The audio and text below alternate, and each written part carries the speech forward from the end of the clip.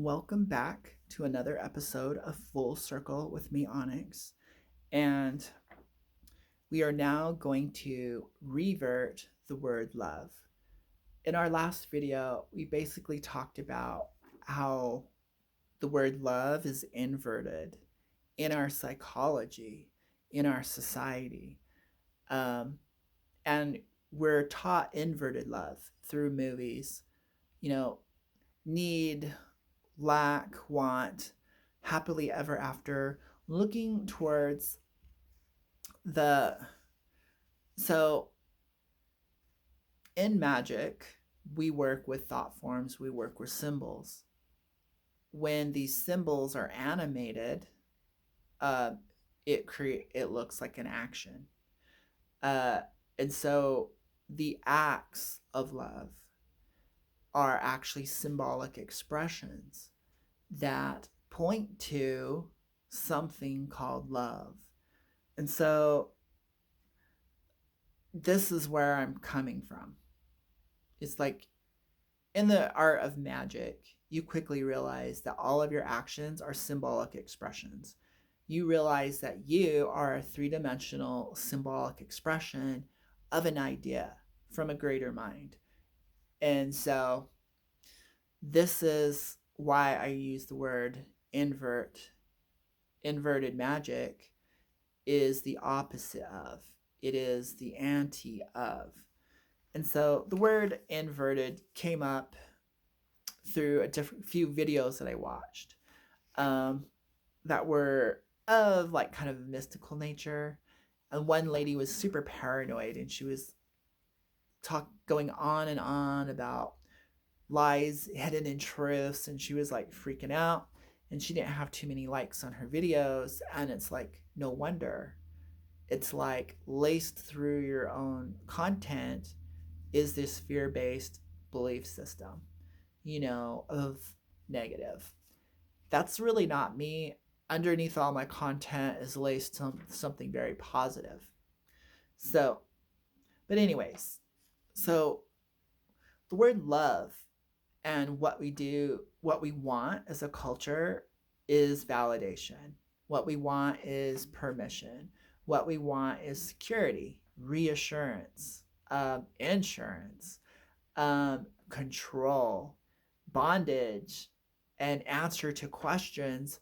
When the word "I love you" is popped, it's really in the form of usually a question. Do you love me back? So mirroring. So I would call all of that immature love. And the only way to mature is probably go through it, witness it, experience it for yourself, and go, oh, so that's what it's like to be always needing the reassurance, being insecure. Or, oh, I've always used love as a tool to assert my control, my need to have my needs met, my expectations met. So it's always been maybe a tool to get what I want. So no wonder why these relationships aren't working out and love seems to be so hard, when in reality, everyone is love, everyone desires love, and it's all around us. So open up your eyes to life itself. Life force is love. So if you're alive, your heart is beating. Every beat of your heart has been an act of service from a loving force in the universe. And so you can't be a victim and say love doesn't exist. You're denying reality. What reality are you subscribing to? Because you can automatically switch over to this reality if you would like. So every day the sun comes up, that was an act of love. Every day you get another opportunity to become a better version of yourself. You're being allowed time. That is an act of love. Your process, your journey of when you are in a state of suffering, as horrible as it may seem, it's an opportunity to gain awareness, understanding. So that's what it's like to go through that. And then when it's over, you appreciate so much more. It's strange. So a negative can be a positive, and then the release of that negative can be like a double positive. So you like win threefold. You're like, so it's kind of a paradigms flip. So then there's no more excuse. There is no reasonable excuse if you're like, Onyx, love doesn't exist, I'm bitter and I'm hateful, and all the circumstances of my life has proven to me, you know, the story, this narrative of unloved and unfulfilled, and you're giving yourself an excuse to be negative. You're giving yourself excuse uh, to be in the state that you're in. So that's all negative. That's all inverted energy. So now we're going to talk about reverting this energy. What is love? Um, and I really kind of jumped ahead and basically told you life is love, energy is love, connection is love, you are love. So you don't, so that might eliminate all your expectations right there and free people. And it might fix a lot of things in your life instantaneously. And you may see that unfold. And so love is an overused word. It's obvious. The planet is love. All life forms are love. Everything is love. You know, gravity is love. Energy, electricity, magnetism, the planet spinning. So, anyways, let's get there. So, most commonly, love can be seen through the lens of passion, pleasure, energy, entwining, you know, the birds and the bees, uh, on many levels. And so love is a fitting word. When something feels that good, when something is that attractive, when those chemicals are rushing through your body, it does register as love. And you can say, well, that's not love, be all negative, or you can say that is a part of. We're going to be inclusive about that. Yes, that is part of it, but it's not all of it. So maybe you don't have that type of physical chemistry with someone else.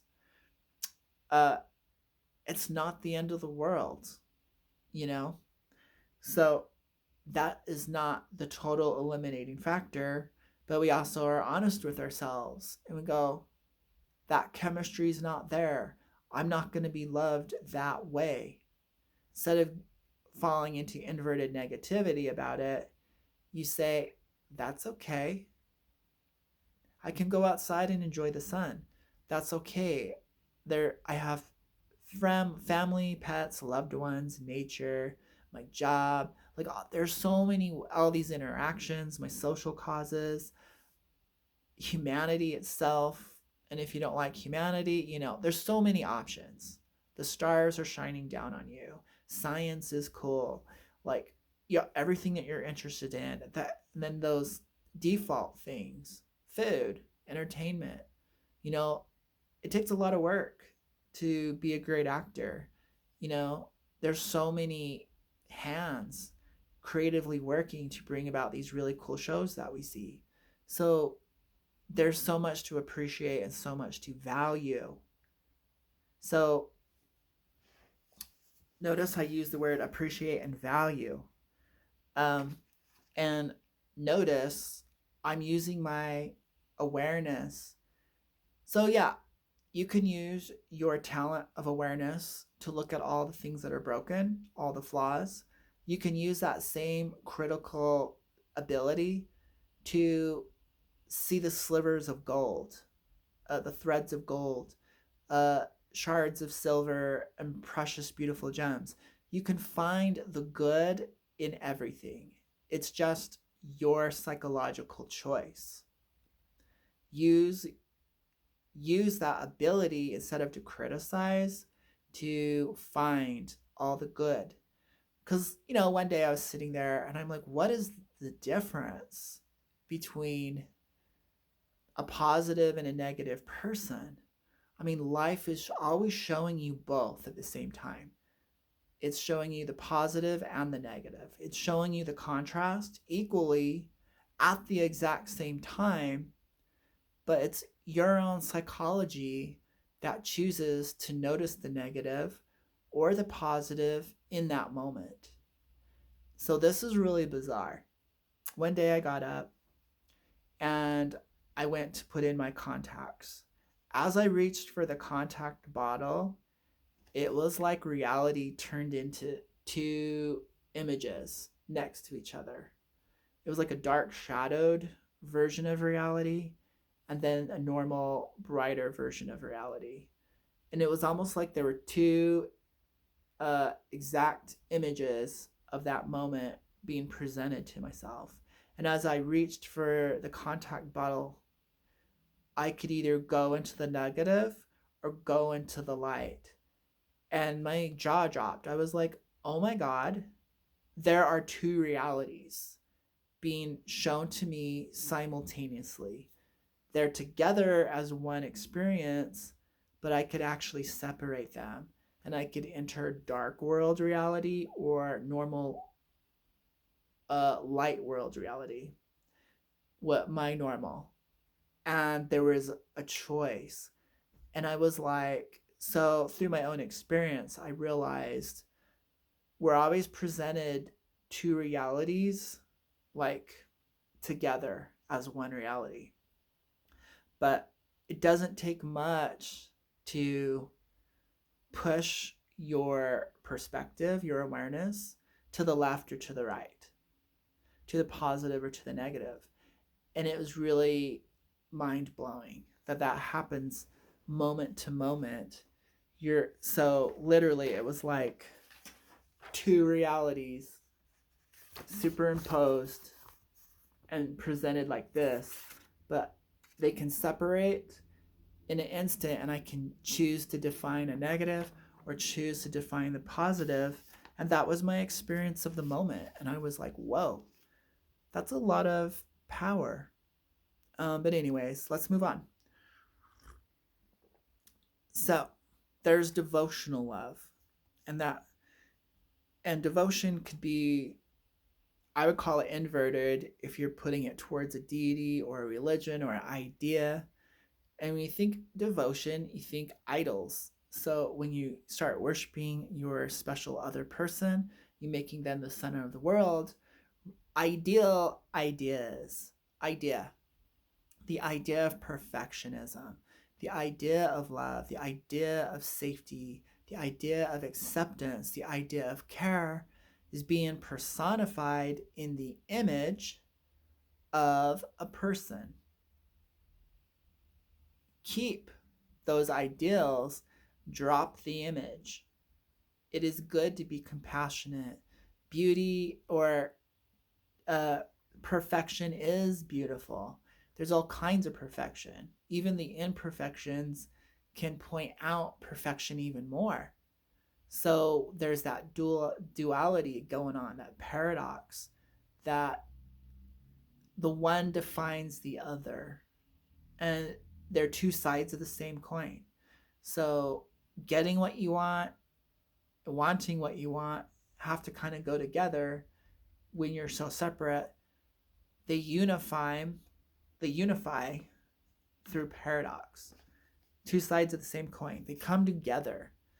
But anyways, devotional love, care, kindness, compassion, empathic, nurturing, considerate, mindful. These are all aspects of devotional love. Being mindful of others. So instead of narrowing it down to one limited person, take all that intensity of passion, of love and care, and extend it. I'm sure there's people in your family that could use some of that love, pets, your garden, your whole world. When you're feeling that much love and that much compassion, you can just ground that energy into the earth and let everyone soak it up. So you could become a channel of a loving spiritual life force. And you didn't need the other person to come along with you on your magical ride of higher love. If they may or they may not. But is part of that compassion is a deep understanding. And so true love is liberating. True love is expansive. It becomes inclusive. Negative, inverted love becomes restrictive, controlling, demanding, painful, hurtful, confusing. Notice the negative words. Notice the restrictive energy. Notice the lack of expression, the diminishing honesty, the hiding. That's not love. That may be what you were taught love was: inverted, confusing, drama, challenging, uh, trauma bonding, but that's not love at all. And that's a negative attraction to problems to be worked out. So we're moving into what real love is. We're going to revert that energy. It's devotional. It's energizing. Okay, so love becomes awakening. It stirs your senses.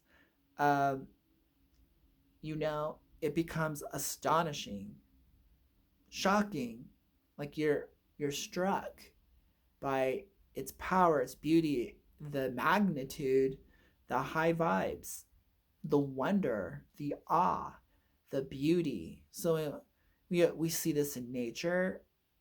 An amazing mountain, how 4,000 feet above sea level, touching the sky, watching the seasons when it's covered in snow look totally different than spring, summer, and fall. That is astonishing. So you're noticing something. So we take things for granted. If you're complaining about people and you don't notice the clouds in the sky, and you don't notice the mountain range, and you don't notice your pet, you've narrowed your scope of experience so far. You've hyper focused like a laser beam, and you're chasing away what you want. You're so hyper focused in one aspect of your life, that love isn't like that. Love is all inclusive. So you're not giving yourself permission to drink from the waters of love. So if everyone only had a teaspoon of love to give you, and you started drinking from every teaspoon, you're going to be full. So that cloud formation, there's a teaspoon of love. That tree you noticed, there's a teaspoon of love. And so you have no right. It is totally a lie. It's total denial that you're not able to receive love and live a life full of love. Just because one person isn't going to play that part in your story the way you want it. When the universe and reality and existence is handing you a teaspoon of love in every way possible, every way. So when you're feeling like you need some love, go out into nature is a fast way to refill your cup. And so notice the words we were using: astonished, striking, wonderful, awesome, beautiful. Instead of scaring your partner to death with the word love, love, love, love, you can be like, whoa, amazing, astonishing, wonderful. That was great. That was awesome. I'm blown away. That outfit on you, honey, blows my mind. So notice how the words get more expressive and could even be more dramatic in a positive way. This is the opposite of foul language. You're now using your language to highlight, to construct, to make an impact, to bring awareness, consciousness, to acknowledge. You're basically saluting the divine through these empowered words. And your partner, say, like, you're just dating, he goes into other experiences and he doesn't hear these words from other people's mouths. He's probably going to remember you and he's going to feel that. He's going to be like, you know what? She's the only person who said my outfit was astonishing. Like, not every day. I mean, that was a powerful word. You only need to say that like once or twice, Actually, I'd probably just say it once. But when you've increased your vocabulary, you've brought a lot of power. You've really filled out the blanks. You've really brought a lot of detail. You added dimension to the shared experience together. Who doesn't want that but someone who's not ready for it? So, and if they're not ready for it, why would you want them anyways in that experience moment to moment? So you're going to find just changing your vocabulary to more expressive, having a greater range. Besides, it's going to make you more intelligent. You're going to be working with a lot more energy. You're going to be working with a lot more creative power. And your life will bloom and your relationship together will bloom just by using better words. So moving up.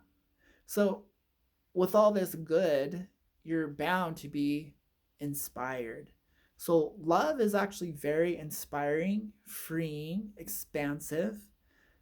And when you're in that, you feel a sense of fulfillment. So you're not looking to be fulfilled. You're already fulfilled and probably overflowing.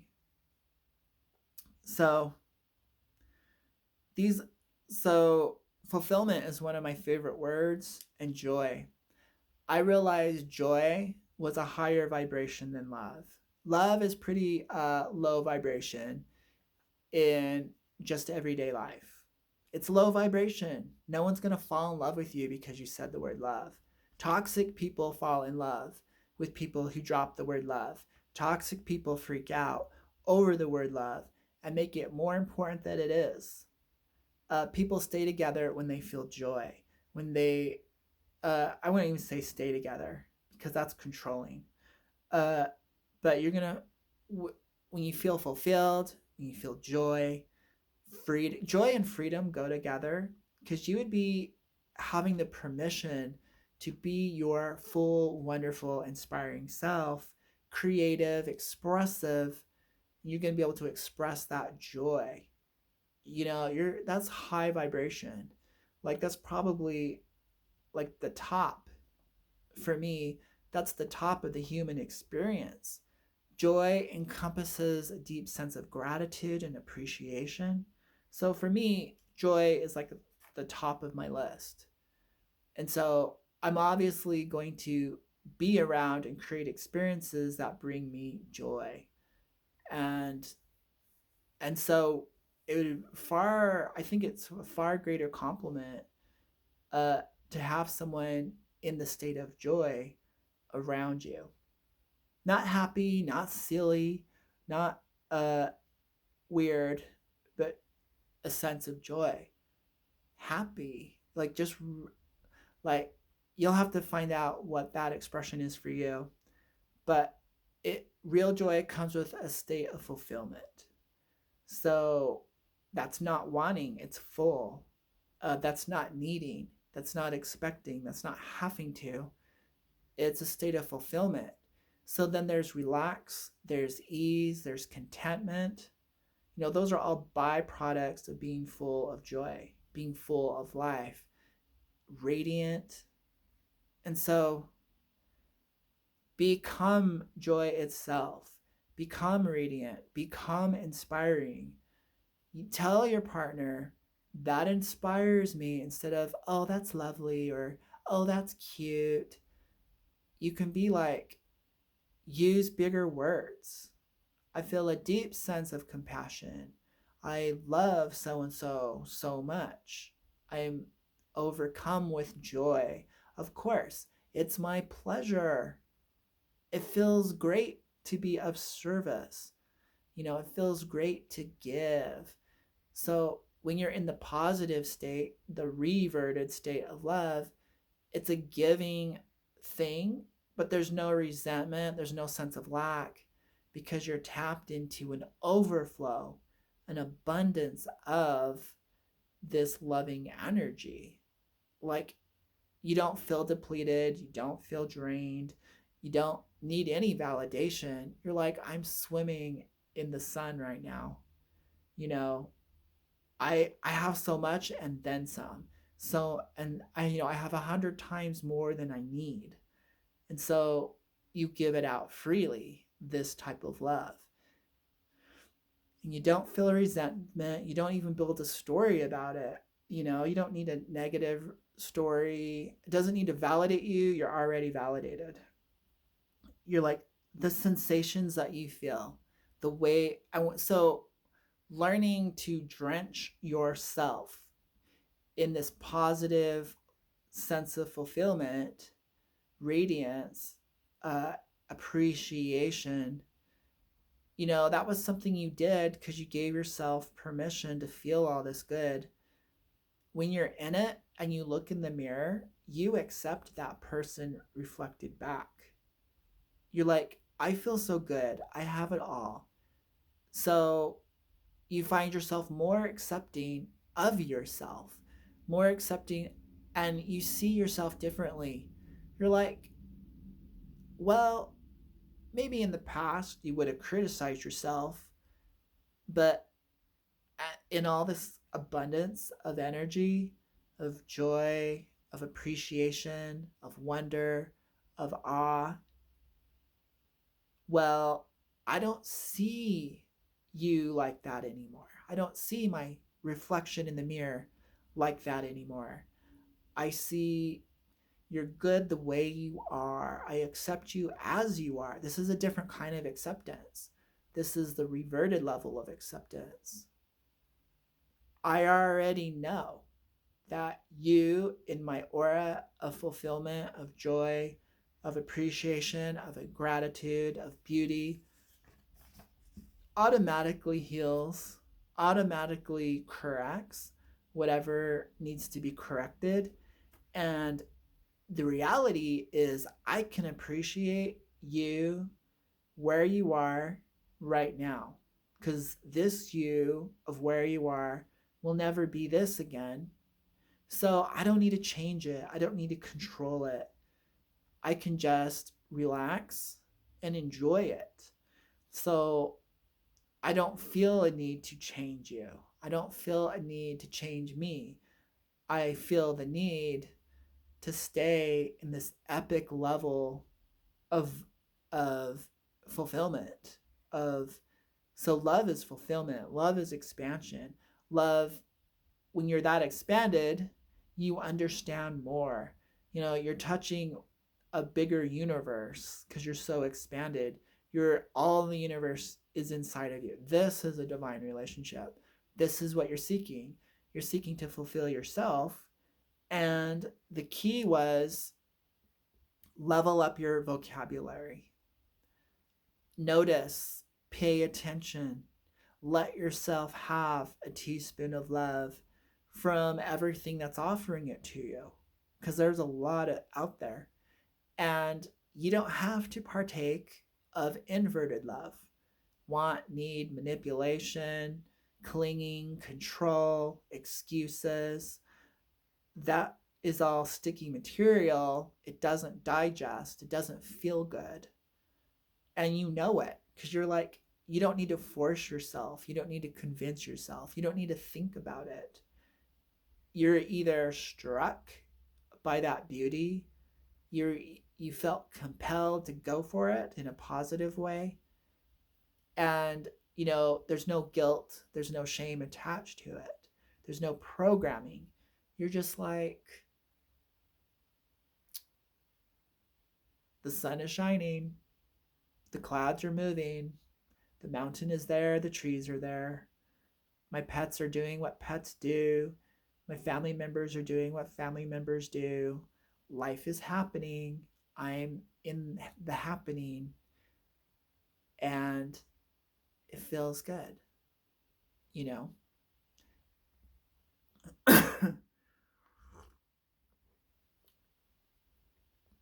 and and that's good enough. You being happy, you being fulfilled, that vibration is sent without any doing. So be a good receiver. And when you release, receive, give and receive, give and receive. It becomes a circuit ever flowing. So if you're living in scarcity, you might think, oh, I need to hold on to this and maybe try to create a little moment more. I'm only getting a teaspoon here and it felt so good. And I'm telling you, working with paradox, you want to receive more of that, give it. So it's going to feel good going in, receiving the love. But then as it moves out of you, you're receiving in a different way. As it moves through you and releases through you, that was just as loving and pleasurable. But now that you've created an opening, more will then flow in. So you're unclogging the block of giving and receiving. You're now in flow. You now have a circuit above and below, within and without. And so it dissolves the idea of never having enough. If there's an empty space, it's going to be filled. And if you're all full, your natural tendency is to give the excess or give. And so now you understand the value. Give what you wish to receive. And now you really understand elevating your vocabulary. So I can talk myself into really high states of consciousness without meditating, without doing yoga poses.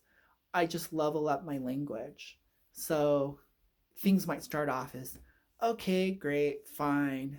Well, thank God that didn't happen, to, wow, you know what? That was amazing. Oh my heck. I feel blessed. Whoa. Whoa. Bam. And then I can literally talk myself into a higher state of emotion, a higher state of awareness, higher state of gratitude.